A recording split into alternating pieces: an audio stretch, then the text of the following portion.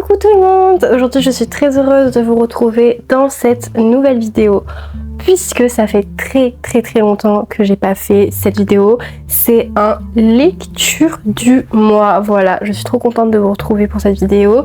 En plus je me suis mis, comme vous pouvez le voir, devant ma super bibliothèque. Voilà, c'est l'occasion de vous la montrer encore une fois comment elle est trop belle. Elle est vide. Il me faut des livres par contre. Voilà. Du coup c'est parti, donc là ça va être mes lectures du mois de septembre, octobre et novembre. Actuellement on est le 18 novembre donc j'ai pas encore fini de tout lire, mais de toute façon je vais vous montrer ma pile à lire parce que là je suis à la fin d'un livre, donc les livres qui vont suivre je vais vous les montrer, etc. Ne paniquez pas parce que j'ai très peu de livres à vous présenter aujourd'hui, tout simplement puisque depuis cet été je suis vraiment en big panne de lecture. Genre je trouve rien qui me correspond, qui me fait vibrer. Vous allez voir qu'il y a un livre que j'ai vraiment kiffé parmi tous ceux que j'ai lus, donc voilà, mais de toute façon on va en reparler, je vais vous en reparler. Donc c'est parti, let's go. Donc dans ma dernière vidéo lecture du mois, nous sommes arrêtés à ce livre, donc Mary Jam. Spoiler alerte, pas spoiler du livre mais spoiler de ma vie, je ne l'ai pas fini. Voilà, je suis à la page 594, donc j'ai quand même énormément avancé, hein, 594, il y a je sais pas combien de pages, il doit en avoir une 700, ouais, il y a 900 pages. C'est quand même un beau, parce qu'on dirait pas comme ça, vous voyez, vu que c'est un petit livre de poche et tout, on se dit ah trop mimi, il y a 500 pages, 900 pages. Vous imaginez le pavé que c'est ce truc? Vous imaginez 900 pages, genre le petit comme ça, le pavé. Bref, je sais même plus ce que ça raconte, je vais essayer de lire le résumé.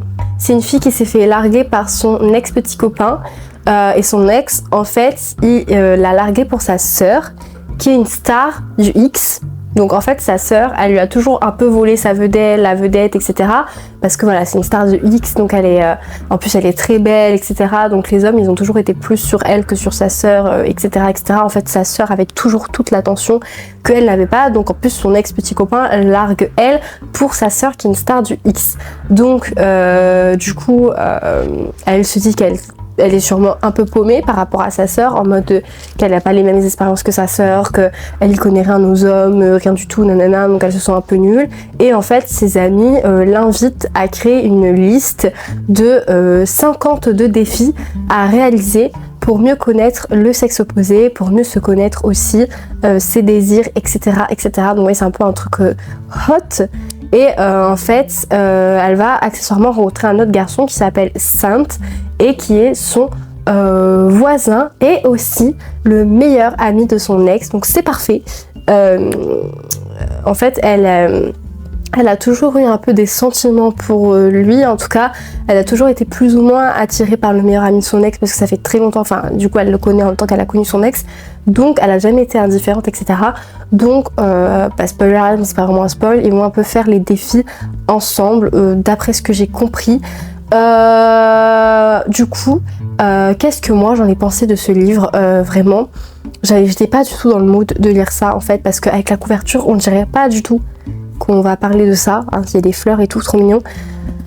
J'étais pas du tout dans le mood de lire ça et je trouve que 900 pages sur un sujet comme ça, c'est super long, sachant que c'était toujours la même chose. En tout cas, moi, de ce que j'ai lu, je vous avoue que je me souviens même plus s'il y avait une intrigue particulière, genre par exemple des problèmes de confiance en soi. Il me semble que pour me remonter le moral, du coup, j'étais passée à 1000 morceaux de cœur brisé, qui est le tome 2 de, hop là, je l'attrape comme ça, 1000 baisers pour un garçon, qui est mon livre préféré. Franchement, si vous avez toujours pas lu 1000 baisers pour un garçon, qu'est-ce que vous faites de votre vie, les gars?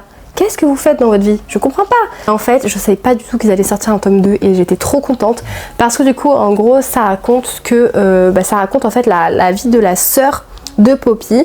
Donc vous savez que Poppy, bon voilà, il va lui arriver un truc à la fin du tome et du coup, je pense que c'est évident, mais du coup, on va retrouver sa sœur dans ce tome 2.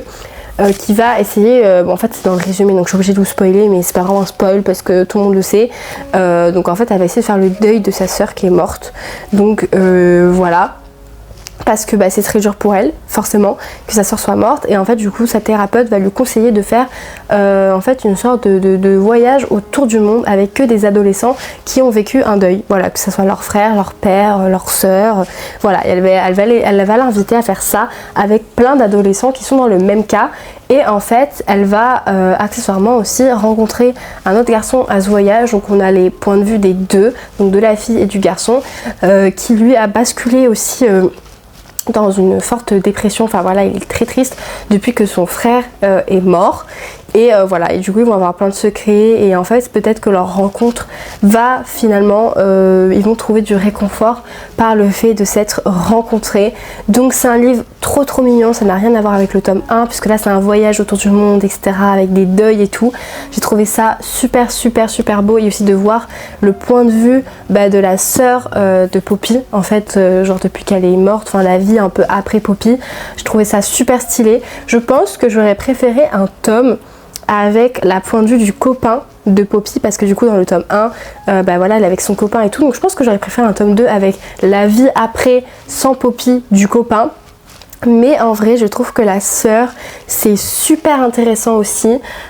C'est aussi très triste, et ce que j'ai aimé voilà, c'est que en fait chaque chapitre, enfin chaque truc, il y a un voyage, il change de destination et on voit la relation entre la fille et le garçon évoluer au fur et à mesure du voyage, et eux-mêmes ils évoluent chacun dans leur deuil, parce que de base c'est quand même pour les soigner ce voyage et tout. Vous voyez, c'est écrit en super gros en plus, enfin, là vous voyez pas, mais c'est genre écrit assez gros et c'est assez espacé, donc c'est super bien à lire.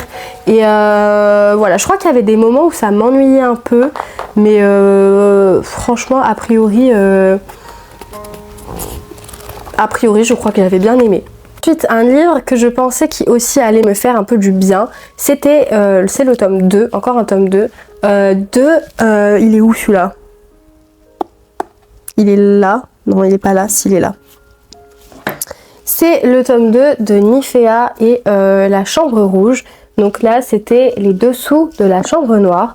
Voilà, parce que j'avais grave aimé ce livre, je vous en avais parlé. J'avais trop aimé le concept et tout, donc quand j'ai vu qu'il y avait un tome 2, forcément, je me suis dit, Bénéf, je vais lire ça.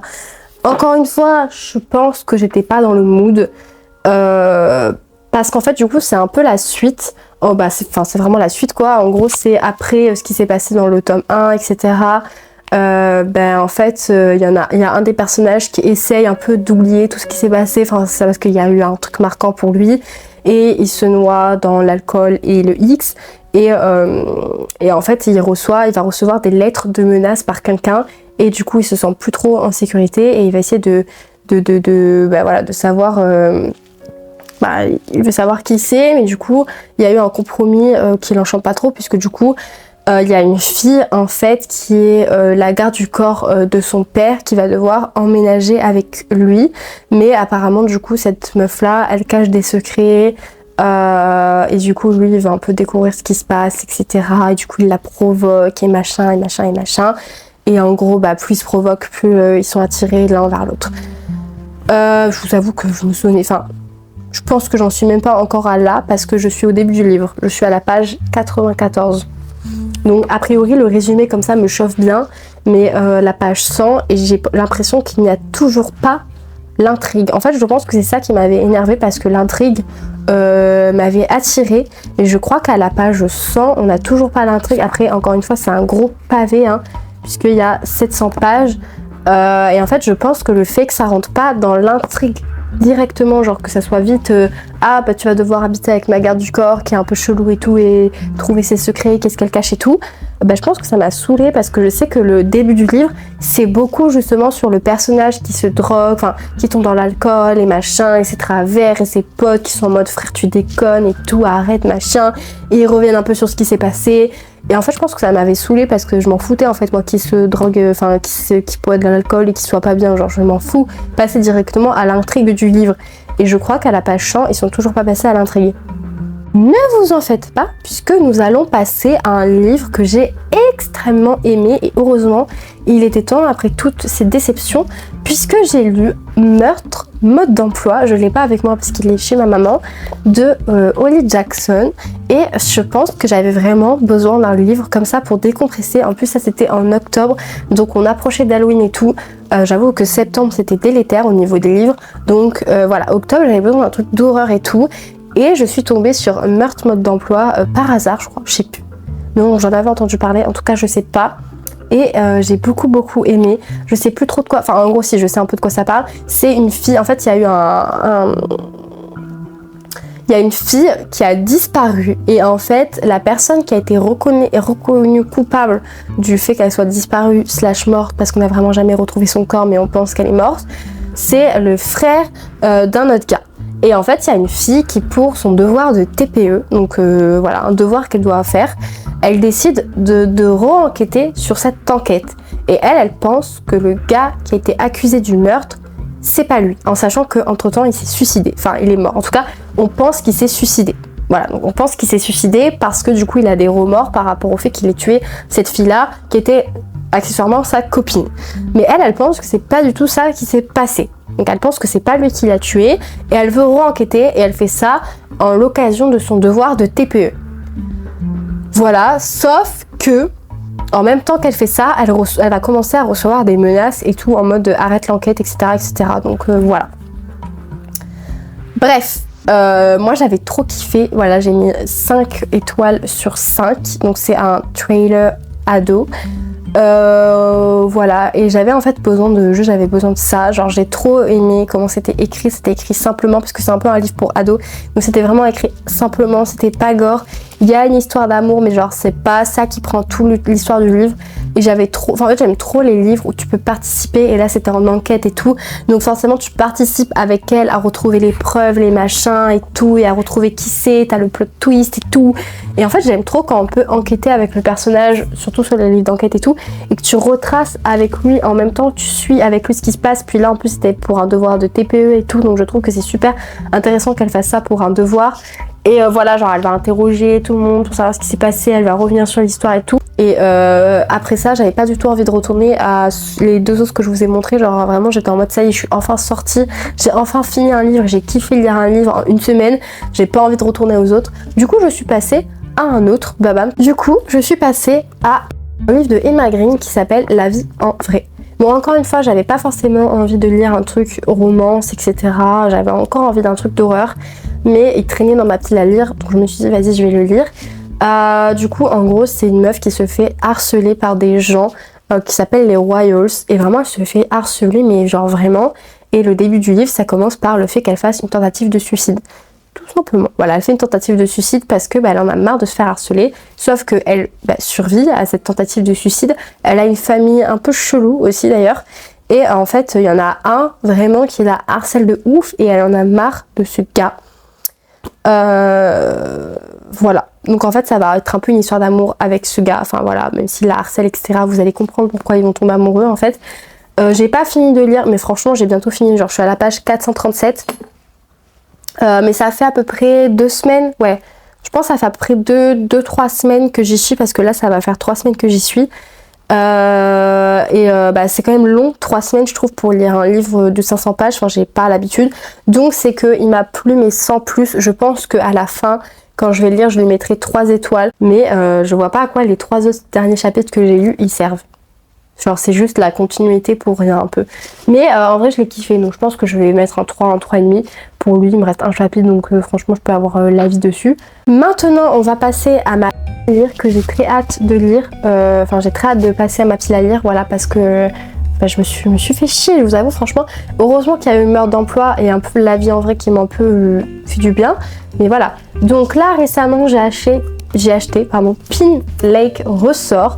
J'en ai entendu parler de Lola Lanas et j'adore la couverture du livre, elle est tellement belle. C'est quoi le résumé?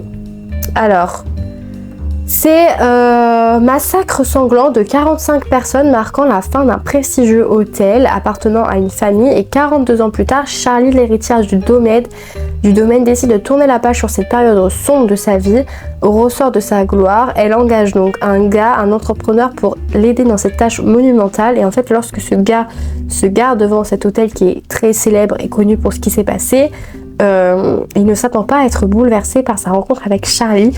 Il est tombé amoureux. Et en fait, à ce moment-là, en gros, ils vont détruire la maison, quoi. Et à ce moment-là, la meuf, apparemment, elle commence à recevoir des messages anonymes qui veulent pas que tout reparte à zéro, enfin que tout soit détruit, etc. Et du coup, elle va devoir se replonger dans une enquête de ce qui s'est passé. Donc franchement, moi, le résumé me chauffe bien. Donc j'espère que je ne serai pas déçue de ce livre. Il fait 500 pages, j'espère que je vais kiffer. J'ai beaucoup d'espoir parce qu'on m'a dit qu'il était vachement bien. C'est pas une romance, enfin c'est une romance un peu enquête et tout. Donc normalement c'est ce que j'aime. Donc j'espère, en plus c'est un peu à l'Initiance Game avec un manoir, héritage, machin. Peut-être que je vais kiffer si ça mélange enquête, Initiance Game, amour. Vous voyez le pactole? Peut-être, donc voilà.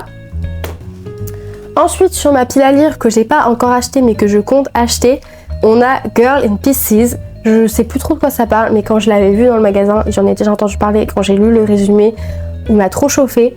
Donc je pense que je vais l'acheter très très vite. Et il y en a un autre, c'était Un Happy New Year, que j'ai toujours pas acheté. Donc je pense que là, je vais lire celui-là après que je vous l'ai lu celui-là, donc dans pas longtemps, pour fin novembre. Et que pour début décembre, fin novembre, il y aura Girl in Pieces. Et Un Happy New Year que j'aimerais bien lire en décembre, genre vraiment, ça serait bien que ce livre-là, je le finisse début décembre pour pouvoir commencer Un Happy New Year, que ça soit un peu dans le thème parce que c'est Noël, machin, et que ça fait 2 ans le livre, j'ai toujours pas lu. Et après, j'achèterai sûrement Girl in Pieces, en plus c'est des livres de poche, donc c'est pas des livres qui coûtent cher, j'en aurai pour 14-15 balles. Donc voilà mes prochaines lectures. Donc voilà pour mes lectures du mois de septembre, octobre, novembre. Comme vous voyez, il n'y avait pas tant de livres que ça. J'ai une pile à lire désastreuse. Enfin, j'ai eu vraiment des lectures désastreuses. Mais là, je pense que ça revient. Ça revient. En plus, j'ai pas trop le temps de lire, donc c'est vrai que c'est un peu compliqué. Mais en plus, j'ai pas le temps de lire. Et en plus, je me donne pas le temps de lire parce que ce que je lis, j'aime pas. Donc forcément, je vais pas lire. Mais voilà, là, je pense que ça ira mieux. Dernier chapitre, après, je passe à un livre qui a l'air cool. Bref, voilà. Donc nous on se retrouve bientôt pour une prochaine lecture du mois, peut-être ou pas, je sais pas, on verra. Voilà, je vous fais de très gros bisous et à la semaine prochaine. Bisous.